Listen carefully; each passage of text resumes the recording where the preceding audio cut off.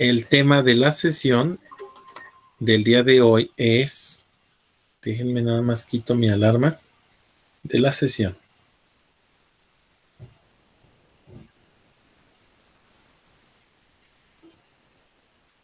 Ya. Crisis política y hacia la independencia. Ese es el tema del día de hoy. Crisis política y hacia la independencia. Y les voy a pedir, por favor, que en el cuaderno, ¿Qué, maestro? crisis política y hacia la independencia. ¿Lo puedo hacer en documento de PowerPoint, profe? Sí, aunque les voy a dejar casi puras preguntas, ¿eh? Entonces, primero les pediría yo que vean las preguntas, las vamos a leer rapidísimo. Están en el documento que les estoy dejando acá. Entonces no se preocupen, no va a haber problema. Ok. Quiero que vean las preguntas porque al finalizar la sesión se supone que deben de poder contestarlas. La primera pregunta es, ¿qué personaje invade España? No las copien porque van a tener tienen el documento ahí en el Classroom. ¿Qué personaje invade España? ¿A quién nombra emperador de España? ¿Quién era el rey de España en el momento de la invasión? ¿Qué es el criollismo? ¿Por qué los criollos tenían resentimiento contra los gachupines? ¿Por qué las reformas borbónicas produjeron un profundo malestar en la población? ¿Qué pensaban los borbones que pasaría si un criollo gobernaba? ¿De dónde surgen las ideas autónomas e independientes de los criollos? ¿En qué año se da la independencia de las 13 colonias? ¿En qué año se da la Revolución Francesa? ¿Cuáles son los principios de la Declaración de los Derechos del Hombre? ¿Por qué son tan importantes estos principios? Con la invasión de España, ¿cómo querían los criollos que fuera el gobierno? ¿Quiénes dan el golpe de Estado en la Nueva España? ¿Qué es la conspiración de Querétaro? ¿Qué personajes estuvieron involucrados en la conspiración? ¿A qué sucesos se le conocen como el grito de independencia? ¿Por qué pierde popularidad el movimiento de Hidalgo? ¿Cuáles fueron las ideas del gobierno que establece Miguel Hidalgo?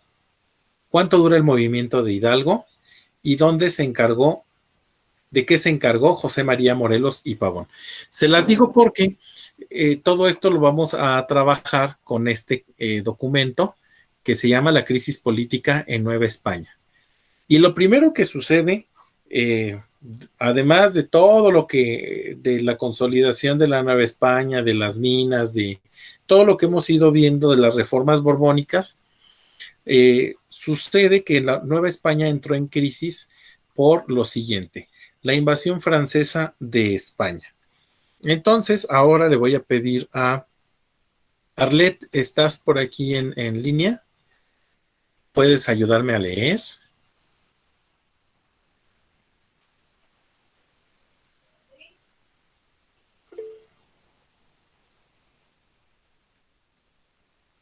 Sí, tienes tu micro, Arlet.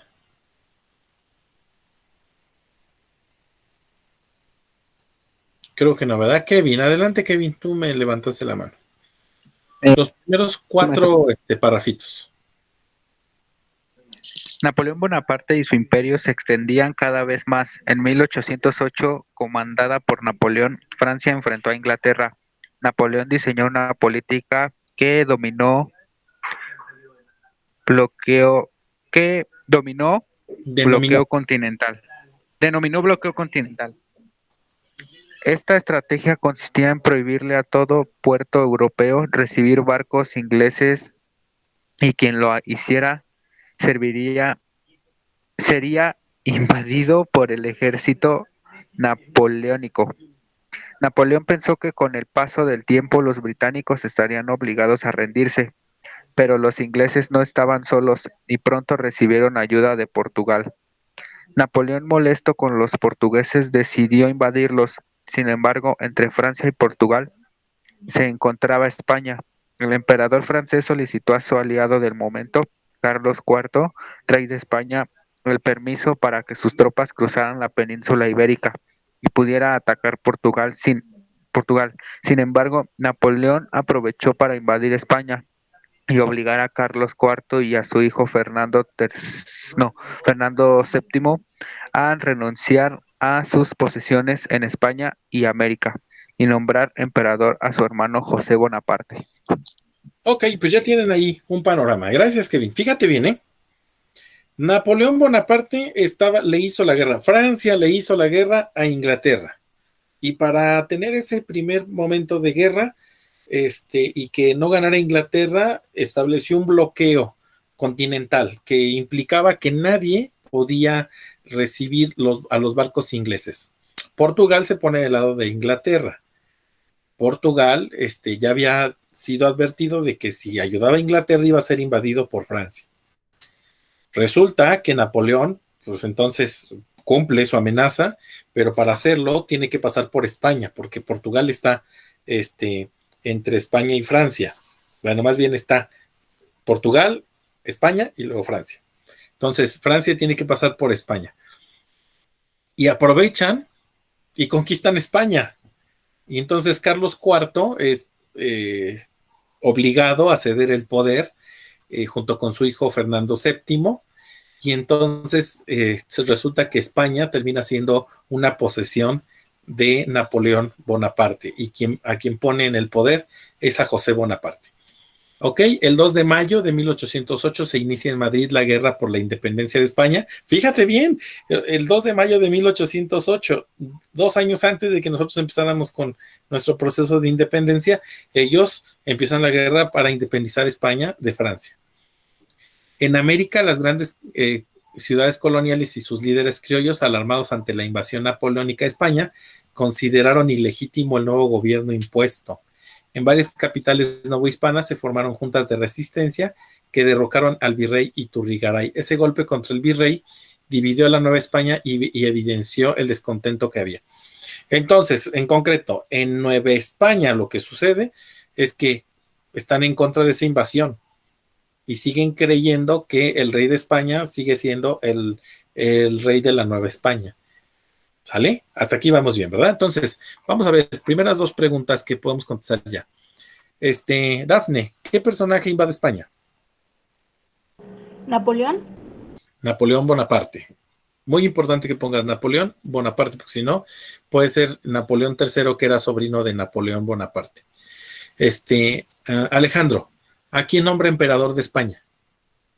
A su hermano José Bonaparte. Perfecto. Pregunto, José Eduardo, ¿quién era el rey de España en el momento de la invasión?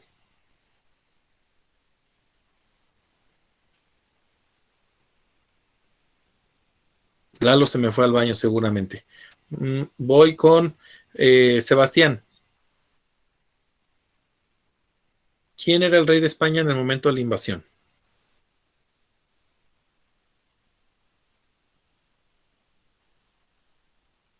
Sigo, René Ariel, ¿quién era el rey de España en el momento de la invasión?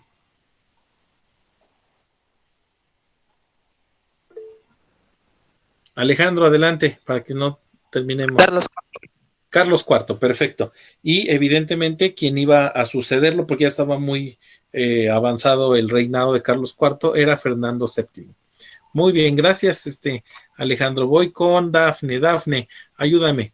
El criollismo y el anhelo de autonomía. Todo lo que está en la pantalla. Ahora sí ya me escucha bien, creo que ya no falla el internet. Adelante. No te preocupes, Lalo, ahorita participas. Los criollos eran los descendientes de españoles que habían nacido en América. Poco a poco se fueron dando cuenta que, aunque tenía muchos de españoles, su verdadera patria se encontraba en América y no en España. El criollismo fue una de las grandes manifestaciones culturales del siglo XVIII. Los criollos defendieron los valores y la riqueza de Nueva España, sus costumbres, sus usos, su gente, sus obras arquitectónicas y artísticas. Exaltaban el pasado indígena y criticaban la conquista. Los criollos, al ser marginados de los puestos más altos del gobierno, fueron desarrollando un resentimiento contra los ¿Gachupines? Sí, creo que son gachupines. Sí. Como se llamaban los españoles, e idea de las que sostenían que era tiempo de independizarse de España y tomar un país propio.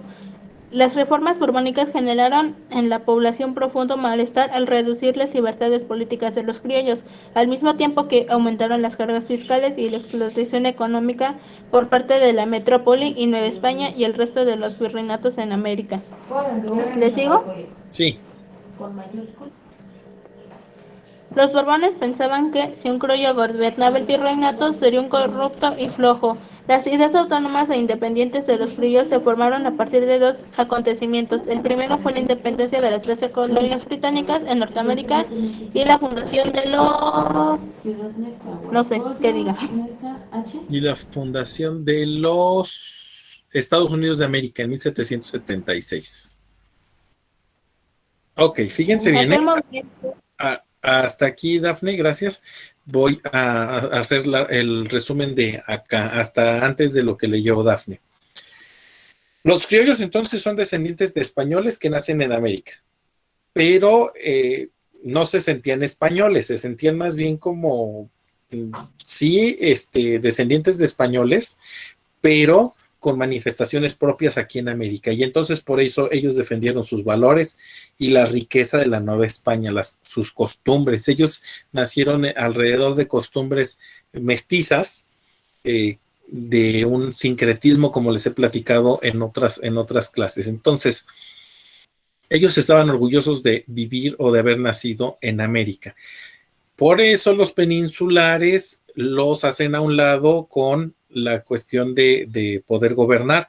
Dice ahí inclusive algo, que los Borbones pensaban que si un criollo gobernaba, entonces sería corrupto y flojo, ¿no? ¿Cuáles fueron las reformas borbónicas que establecieron para perjudicar a los criollos? El aumento de las cargas fiscales, la explotación económica por parte de la metrópoli a Nueva España, es decir, ponerles más impuestos y que los productos fueran más caros, ¿no? Entonces eso es algo importante y no dejarlos acceder al poder. Ahora, estas ideas autónomas de independentistas de los criollos se formaron con la Revolución Francesa y con la independencia de las 13 colonias.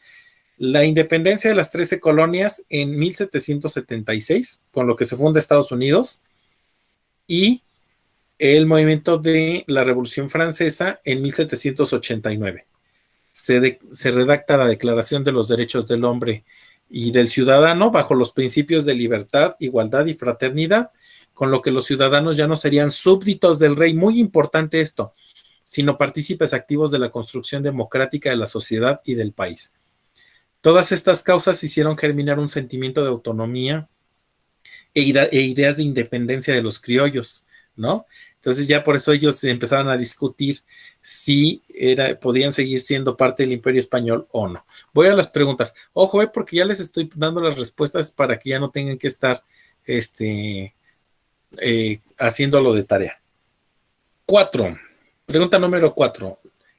¿Qué es el criollismo? ¿Quién contesta? ¿Qué es el criollismo? Levante la mano. Adelante, Dafne. ¿Es la crianza de los hijos de los españoles nacidos en América? Es más bien el sentimiento de orgullo de los criollos de pertenecer a América. ¿Sale? Ok, siguiente pregunta. ¿Por qué los criollos tenían resentimiento contra los gachupines?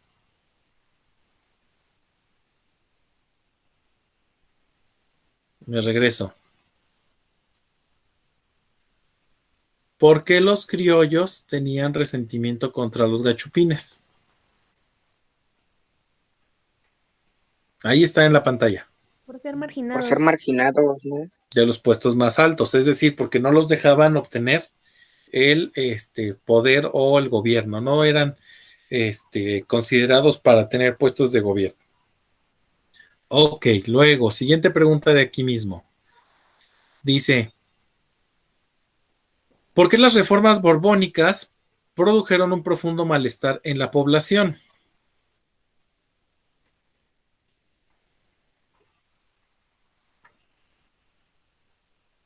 Ahí está.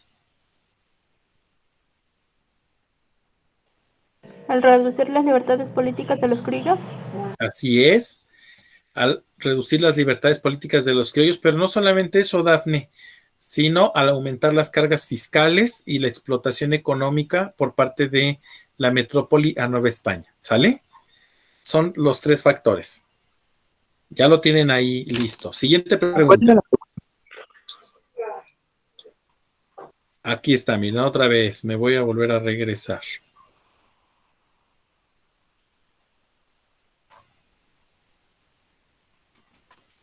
Al reducir las libertades políticas de los criollos, al aumentar las cargas fiscales y la explotación económica por parte de la metrópoli a Nueva España. Ahí está.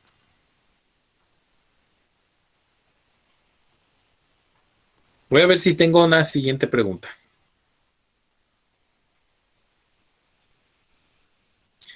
¿Qué pensaban los Borbones que pasaría si un criollo gobernaba?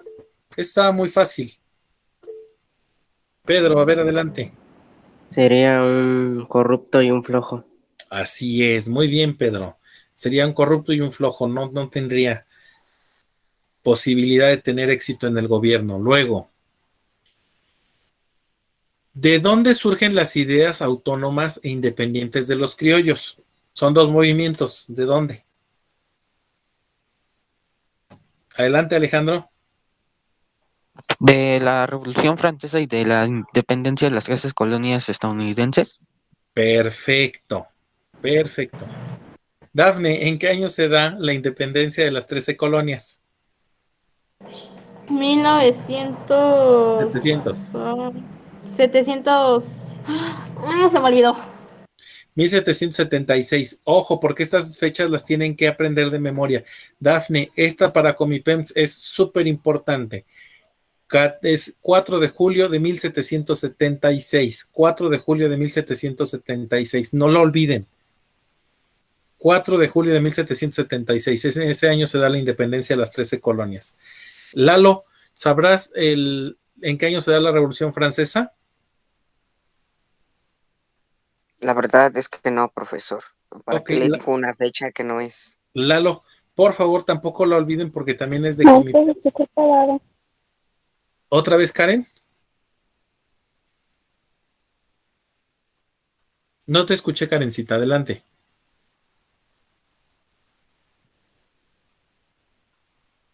Creo que no. La de las Es 13 colonias era 4 de julio, ¿de qué?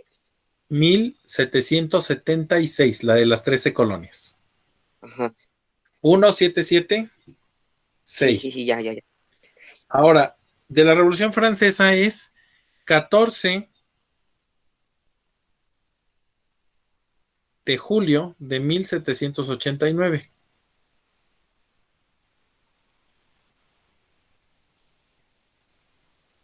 ¿14 de julio de 1800 qué? 1789? 1789. Gracias. Esas fechas tienen que aprendérselas porque esas regularmente vienen, esas sí vienen para Comipems, la de la Revolución Francesa y la de las 13 colonias. Ok.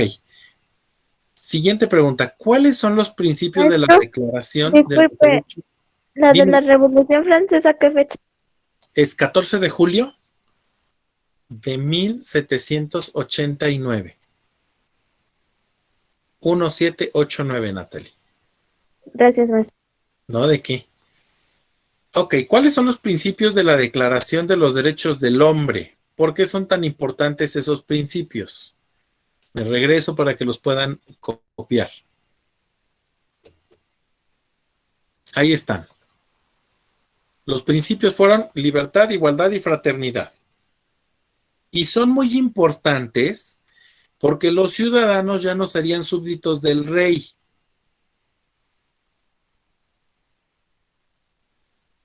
Los principios son libertad, igualdad y fraternidad. Y son muy importantes porque los ciudadanos ya no serían súbditos del rey. Aquí termina el texto diciendo, sino partícipes activos de la construcción democrática de la sociedad y el país. Ese sino va junto, ¿eh? Este va junto, nada más que al transcribir se escribió así, sino partícipes activos. Es decir, que en vez de que el rey los gobernara, ya tenían la posibilidad los ciudadanos de acceder a el poder. ¿Sale? Ahí está esa pregunta contestada. Luego dice acá.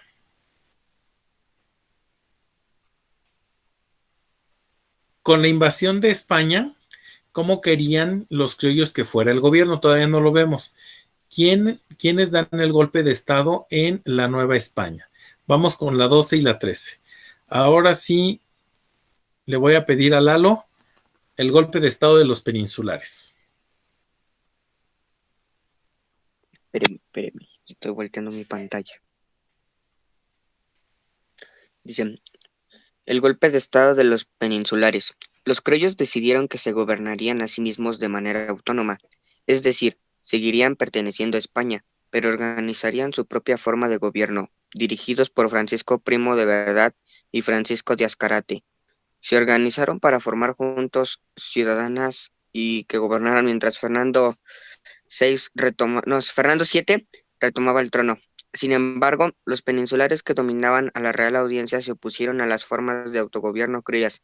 En septiembre de 1808, el grupo español dio un golpe de estado y destituyó a las juntas, tras nombrar un nuevo virrey que obedeciera a sus intereses y luego encarcelar a los autonomistas criollos.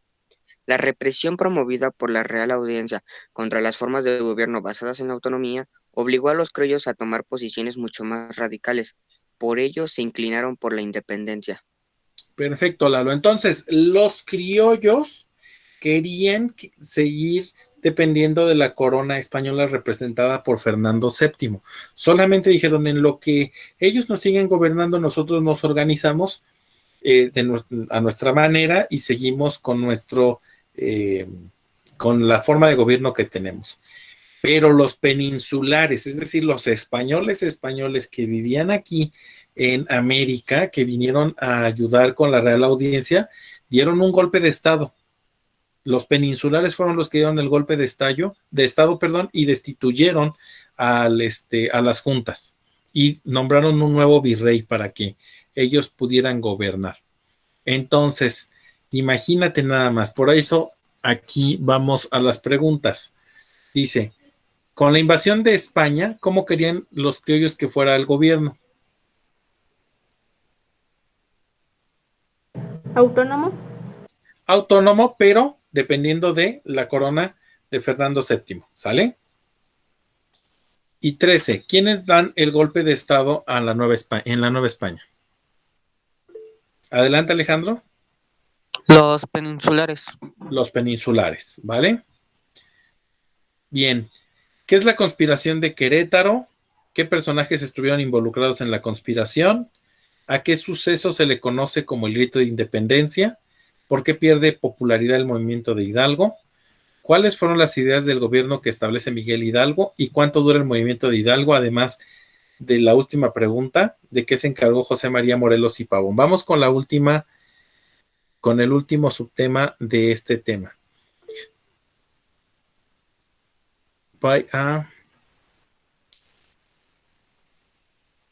Pedro, ¿me ayudas, por favor? Nuestro. Adelante. En 1810, un grupo de criollos, entre los que se destacaron Miguel Hidalgo y Costilla, Ignacio Allende, Juan Aldama y Josefa Ortiz de Domínguez, se reunieron en Querétaro para organizar tertulias literarias, que en realidad eran reuniones para conspirar contra el gobierno español. En septiembre de 1810, la conspiración fue descubierta y un grupo de realistas irrumpió en la casa de la corregidora para apresar a los insurgentes que se encontraban reunidos en el sótano. Josefa Ortiz taconeó en el piso para alertar a Allende y a los demás que habían sido descubiertos. Allende montó a caballo y cabalgó a gran velocidad desde Querétaro hasta Dolores, a donde le comentó a Miguel Hidalgo que las autoridades conocían la conspiración y que vendrían a capturarlos. Ante este oscuro panorama, Hidalgo pensó que la única solución era el levantamiento armado. A la madrugada siguiente, el 16 de septiembre de 1810, llamó a los campesinos y peones a reunir todas las armas posibles para luchar contra el gobierno. Para eso utilizó un estandarte de la Virgen de Guadalupe, imagen que reunía a todos los sectores de la Nueva España. El movimiento de Miguel Hidalgo fue explosivo y avanzó rápido, pues en solo 2 semanas llegaron a Guanajuato. Después de tomar Celaya y San Miguel el Grande, plaza donde lamentablemente se dio una de las grandes matanzas de la Guerra de Independencia. Pues al no querer rendirse, los españoles y criollos ricos de la ciudad se atrincheraron en la alhóndiga de Granaditas y el ejército de Hidalgo los arrasó. Los seguidores de Hidalgo aumentaban aceleradamente, pues en cada ciudad por la que pasaban se les unían más y más gente humilde. Gracias, Pedro. Muy bien, pues entonces aquí ya vimos varias cosas. Primero, ¿qué es la conspiración de Querétaro?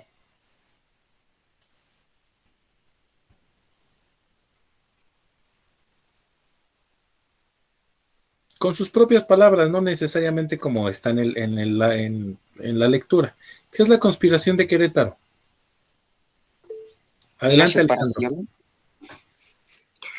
Se estaban conformando para realizar el movimiento de independencia.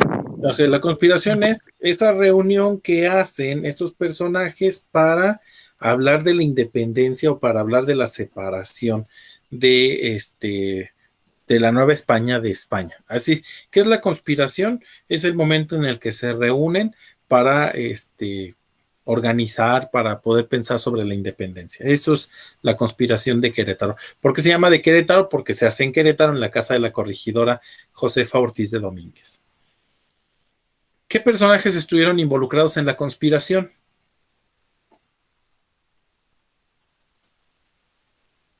Ok, muy bien, Sebastián.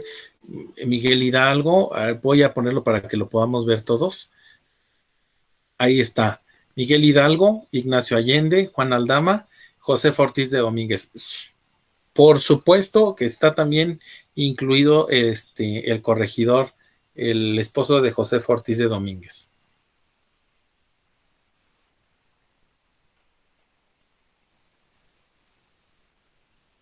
Ahí están los personajes, Miguel Hidalgo, Ignacio Allende, Juan Aldama y Josefa Ortiz de Domínguez.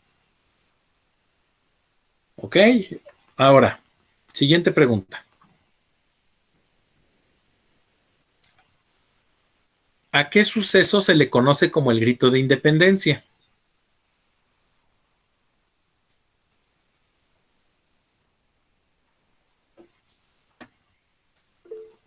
Adelante, Dafne. Bueno, yo así como que entiendo el grito de independencia es el momento donde Miguel Hidalgo se toca la campana de en la iglesia con el estandarte de la Virgen de Guadalupe reuniendo a todos los indígenas para levantarse en arma contra los españoles y Pero declarar la independencia de México. nada más faltó la fecha, pero súper bien, la madrugada del 16 de septiembre de 1810. ¿Sale? Entonces ya tienen ahí todos los datos que tienen que ver con ese levantamiento. Ahora, Daniela, ¿andas por ahí? Daniela Crisel, Sí, maestro. ¿me ayudas con estos dos parrafitos, por favor?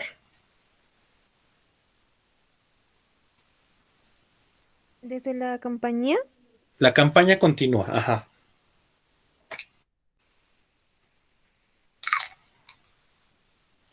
la campaña continúa. El saqueo a las poblaciones, las minas y las haciendas estaba fuera de control. Esto le restó a Hidalgo el apoyo de los criollos acomodados que también querían la independencia, pero sin la violencia que explotó por el levantamiento popular. José María Morelos y Pavón, otro cura, se unió a Hidalgo y se le encargó la organización insurgente en el sur del país, particularmente la toma de Acapulco, con el objetivo de contar las provisiones a la Ciudad de México. En menos de un mes, Guadalajara cayó dominado por los insurgentes e Hidalgo, Allende y su ejército se encontraban a las puertas de la Ciudad de México.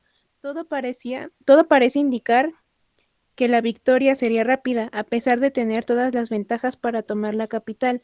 Hidalgo decidió retirar su ejército y dirigirse a Guadalajara. El tiempo de las victorias terminó. A partir de ese momento, Calleja tomó la ofensiva y comenzó a perseguir al ejército insurgente. Surgieron divisiones internas e Ignacio Allende, molesto por las decisiones sin estrategia militar del cura Hidalgo, se dirigió a Guanajuato. Además, el ejército insurgente estaba conformado por campesinos, artesanos y peones, que no eran soldados profesionales, por lo que con cada derrota muchos desertaban. El movimiento inicial que ascendió a la población pronto se desvaneció con la misma rapidez con la que había surgido. Ok, perfecto. Gracias, Dani. Voy de una vez a leer esta última parte. En Guadalajara, después de reunirse con Allende, quien había sido derrotado en Guanajuato, Hidalgo organizó un gobierno que abolió la esclavitud, prohibió los estancos, esos son impuestos, y reservó las propiedades comunales para uso exclusivo de los indígenas. El Despertador Americano fue el periódico mediante el cual difundió sus ideas. Calleja y su ejército profesional y disciplinado llegaron a Guadalajara para enfrentar a los rebeldes. Pese a que los insurgentes eran 5 veces más numerosos, los realistas los derrotaron con 15,000 hombres. Los líderes insurgentes huyeron al norte con la intención de llegar a Estados Unidos de América, pero pronto fueron aprehendidos. Se les juzgó y fueron condenados a muerte en 1811. Esto es aquí donde agarran a Hidalgo en las norias de Baján y lo condenan, y a Ignacio Allende, y lo condenan a la muerte, le cortan la cabeza y la cabeza es exhibida en la Alhóndiga de Granaditas. El movimiento de independentista de Hidalgo no consiguió su objetivo. Su lucha fue fugaz, pues solo duró 10 meses, pero sembró los cimientos de futuros movimientos que se extenderían por otras partes de Nueva España. Y aquí va una reflexión para ustedes. Si Miguel Hidalgo se hubiera animado a entrar a la Ciudad de México, la independencia de nuestro país hubiera durado a lo mucho 1 año. Y no 10 como duró. Pero si ustedes se dan cuenta, el ejército de Hidalgo pues no estaba organizado, eran campesinos, no sabían nada de estrategias militares. Bien, vamos por las últimas preguntas entonces. ¿Por qué pierde popularidad el movimiento de Hidalgo?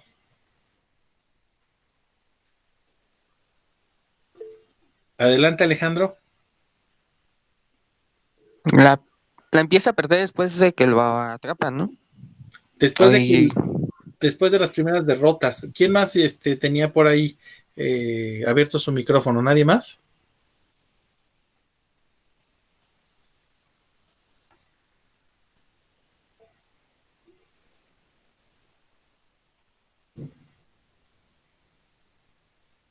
Miren, aquí está. A partir de ese momento Calleja tomó, dice, surgieron divisiones internas e Ignacio Allende, molesto por las decisiones sin estrategia militar del cura Hidalgo, se dirigió a Guanajuato. Además, el ejército insurgente estaba conformado por campesinos, artesanos y peones que no eran soldados. El movimiento inicial que encendió a la población pronto se desvaneció con la misma rapidez con la que había surgido. ¿Por qué? Porque con las derrotas, como no estaban organizados, ellos se iban desmotivando. Luego, ¿cuáles fueron las ideas de gobierno que establece Miguel Hidalgo? A ver si las lograron detectar.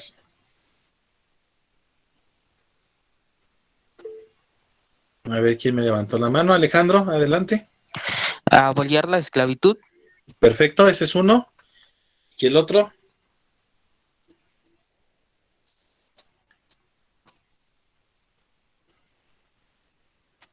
Prohibir los estancos y reservó la propiedad comunal para uso exclusivo de los indígenas. Estas son las 3 ideas de gobierno de Miguel Hidalgo.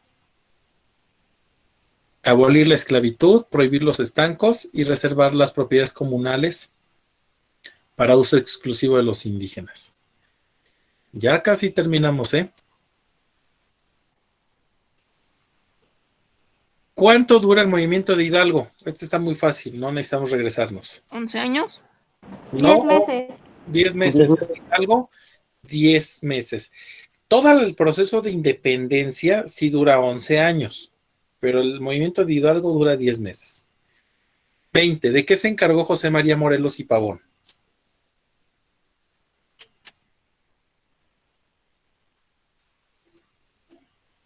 ¿Fue el encargado del ejército después de la ejecución de Hidalgo? Sí, pero él estaba encargado de la toma de Acapulco, ¿se acuerdan? Para que no llegaran provisiones a la Ciudad de México. Abusados con eso. Vale, muy bien.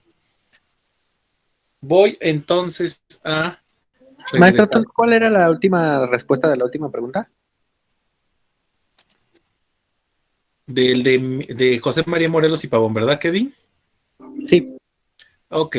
Se encargó de tomar Acapulco para cortar los suministros a la Ciudad de México. Ok.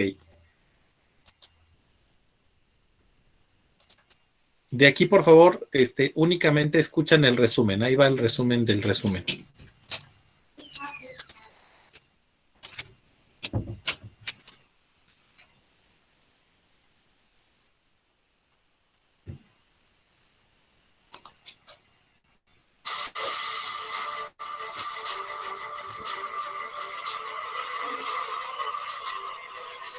La conspiración de Querétaro, 1810.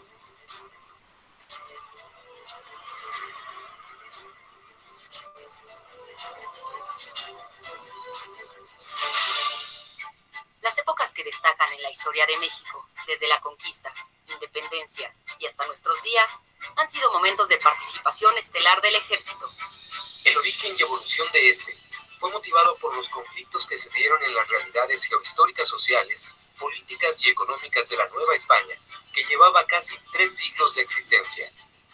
Las ideas democráticas y liberales francesas, el desenlace de la Revolución Francesa, la independencia de las 13 colonias y la ocupación de España por los franceses en 1808 tuvieron gran influencia en la insurrección de la Nueva España.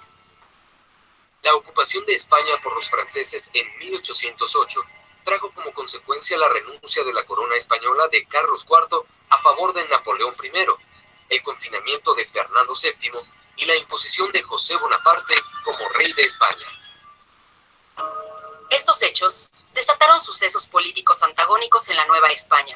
Por un lado, que si José de Iturrigaray continuara provisionalmente en el gobierno y conservara la soberanía de todo el reino para devolverla al legítimo sucesor, cuando se hallase libre de fuerzas extranjeras. Por otro lado, con planteamientos del abogado Francisco Primo de Verdad y Ramos, quien siguiendo una ideología liberal, propuso la formación de un gobierno provisional y temporal. Sin embargo, ante el temor de lo que Primo de Verdad llamó la soberanía popular, los españoles sospecharon que Iturrigaray pretendía independizar al virreinato. Por tal motivo, la noche del 15 de septiembre de 1808, depusieron al virrey. Tiempo después, en 1809, es descubierta una conspiración organizada en Valladolid. Fueron apresados el capitán de milicias de infantería de Valladolid, José María García de Obeso, y el comandante de la bandera de regimiento de la Nueva España, don Mariano Quevedo. Más tarde, en 1810, Ignacio Allende, Juan Aldama, Mariano Abasolo, Joaquín Arias y Francisco Lanzagorta, con la idea de derrocar al régimen, se organizaron en Querétaro, bajo la protección del corregidor de la ciudad, don Miguel Domínguez. Allende consideraba que para alcanzar los objetivos del movimiento, hacía falta la intervención del pueblo, quien de igual modo necesitaba de un líder como Hidalgo, con carisma y reputación regional, que lo dirigiera para que con su participación cayeran los cimientos del sistema virreinal. La madrugada del 16 de septiembre de 1810, Hidalgo mandó tocar las campanas de la parroquia de Dolores. Alrededor del atrio, reunió al pueblo y lo arengó invitándolo a que se levantara en armas, concluyendo con la frase: ¡Viva la religión católica! ¡Viva Fernando VII! ¡Viva la patria! Y viva y reine por siempre en este continente americano nuestra sagrada patrona, la Santísima Virgen de Guadalupe. ¡Muera el mal gobierno! Hidalgo llegó a reclutar en un periodo de 2 semanas cerca de 20,000 hombres, a los cuales unió bajo el emblema del estandarte de la Virgen de Guadalupe que tomó de la parroquia de Atotonilco. El día 20, a la cabeza de 50.000 hombres, marchó rumbo a la capital del virreinato. Inútilmente, el general Torcuato Trujillo intenta detener el avance de la fuerza insurgente.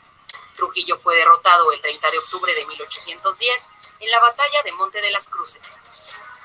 El ejército insurgente llegó al pueblo de Coajimalpa, donde Hidalgo ordenó se detuvieran, ya que temía que las fuerzas a su mando destrozaran la ciudad. Además, calculó que podía quedar atrapado por las fuerzas realistas, por lo que se retira, siendo alcanzado por Calleja en el pueblo de Aculco, el 7 de noviembre de 1810, donde sufre una derrota parcial ante el ejército realista. Hidalgo y Allende se separan. El primero se fue hacia Guadalajara. Allende, por su parte, marchó con rumbo a Guanajuato, donde fue alcanzado por el general Calleja. Este derrota al grueso del ejército insurgente en la batalla del Puente de Calderón el 17 de enero de 1811. En las norias de Acatita de Baján, el 21 de marzo de 1811, Hidalgo, Allende y los principales líderes rebeldes son capturados y conducidos a Chihuahua, donde fueron juzgados, reducidos a prisión y pasados por las armas. Ok. Si ustedes se dan cuenta, es el resumen del resumen, ¿no? De lo que ya acabamos de ver. Y finalmente vamos a ver esta mini biografía de Miguel Hidalgo. De aquí sí anoten lo más importante, por favor.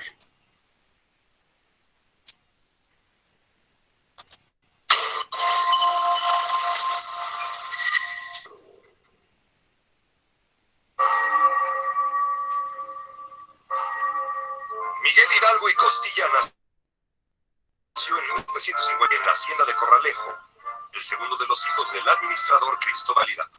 En Valladolid, hoy Morelia, inició los estudios eclesiásticos a los 12 años. Y en 1770 obtuvo el grado de bachiller en artes y de bachiller en teología. Más adelante se ordenó sacerdote.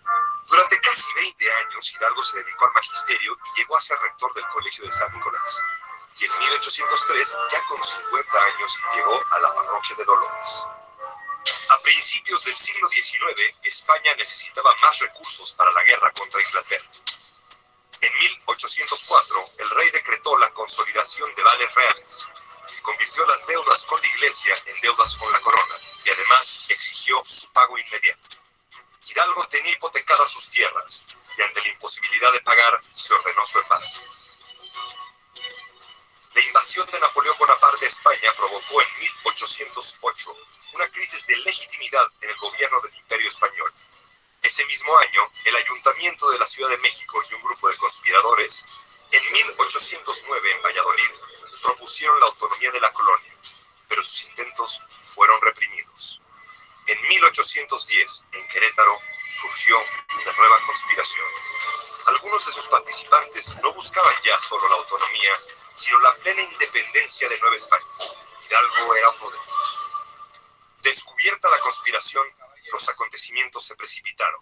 Hidalgo decidió actuar enseguida. Aquí no hay más recurso que ir a cazar gachupines. El 16 de septiembre dio el grito de independencia, apresó a los españoles y liberó a los reos. En Atotonilco tomó el estandarte de la Virgen de Guadalupe y comenzó su marcha por el Bajío. Fue a Guanajuato acompañado de decenas de miles de campesinos e indígenas, además de unos cuantos cuerpos del ejército comandados por Ignacio Allende y Juan Aldama. Ahí, la matanza de la Lóndiga de Granaditas, donde más de 300 peninsulares fueron asesinados, provocó que muchos criollos, que podrían haber favorecido la causa, se volvieran contra ella. Mientras tanto, el ejército insurgente de Hidalgo siguió creciendo. Cada vez era más difícil controlar a las casi 80,000 personas que lo seguían. La batalla del Monte de las Cruces fue un triunfo costoso. Además de las pérdidas en muertos y heridos, vino la decepción entre muchos de los insurgentes por no haber tomado la Ciudad de México. Esta fue quizás la decisión más difícil del recorrido militar de Miguel Hidalgo. y en pocos días sus tropas se redujeron a la mitad. En Aculco, con 50,000 hombres menos, sufrió una gran derrota contra el general Félix María Calleja. Los jefes de la insurgencia se separaron. Allende se fue a Guanajuato e Hidalgo se retiró por caminos extraviados hasta Guadalajara, ciudad que fue tomada por otro grupo insurgente. Aquí no solo rehizo su ejército, sino que pudo gobernar una de las jurisdicciones más importantes del virreinato. En Guadalajara recibió el título de Alteza Serenísima y gobernó con plena autoridad. Promulgó varios decretos, el más importante sobre la abolición de la esclavitud.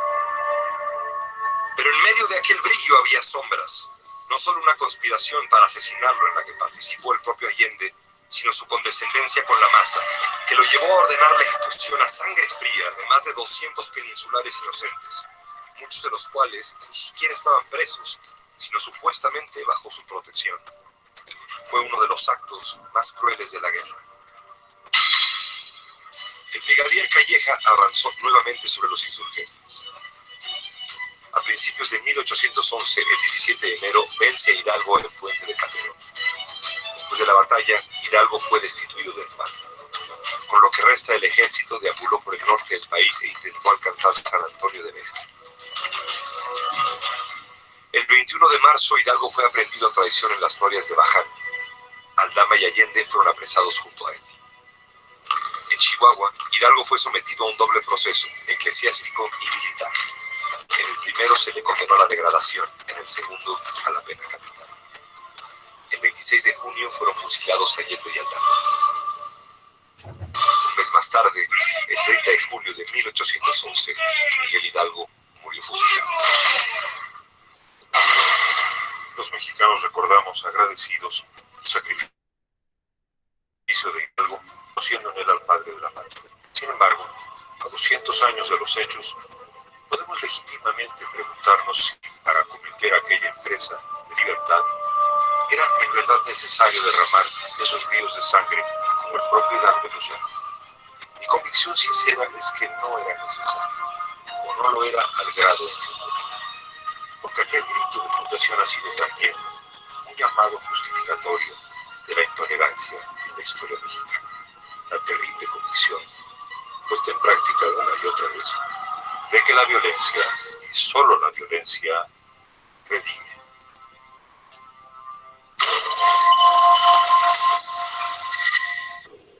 Pues me parece que es muy clara la explicación y creo que queda pues muy claro el tema, ¿no? A ver, quisiera por favor que vayan colocando sus nombres, empezando por apellidos, pero además que me digan si queda claro el tema del día de hoy.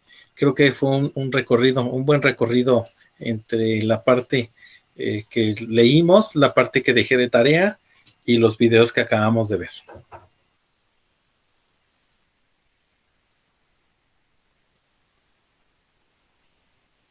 Sí, profesor, se quedó muy bien. Perfecto, por favor, vayan colocando, les vuelvo a repetir su nombre para poder abandonar la sesión.